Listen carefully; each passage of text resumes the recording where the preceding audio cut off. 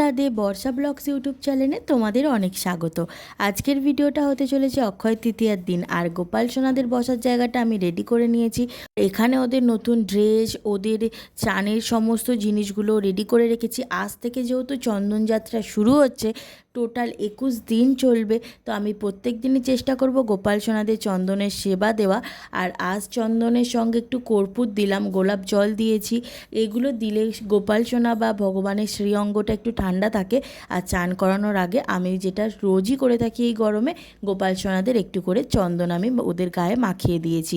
এখানে এক বাক্স চকলেট নিয়ে এসেছে। আর এখন ওদের চান শৃঙ্গার হয়ে গেছে, ওদের আমি আতর সেবা দিয়ে দিচ্ছি। আর আতর সেবা দেওয়ার পর ওদের যে চন্দনটা আমি গুলেছিলাম তার মধ্যে একটু আতর আর তুলসী পাতা দিয়ে দিচ্ছি।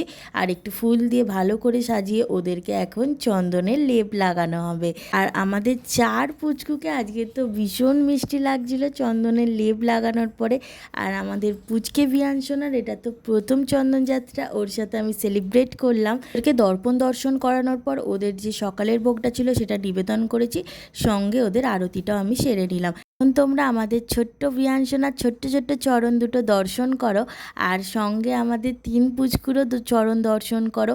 আজ সবাইকেই আমি ফুলের মল করে দিয়েছিলাম, যেহেতু অক্ষয় তৃতীয়ার দিন ফুলের বা রূপোর মল ওদের পরাতে হয়, যেহেতু ওদের নেই, তো সেই জন্য আমি সবাইকেই ফুল দিয়ে একটু মল তৈরি করে দিয়েছিলাম। ওদিকে তো আমার সমস্ত পুজোর কাজ কমপ্লিট হয়ে গেছে, আর এদিকেও মুষলধারে বৃষ্টি আর ঝড় শুরু হয়ে গেছে।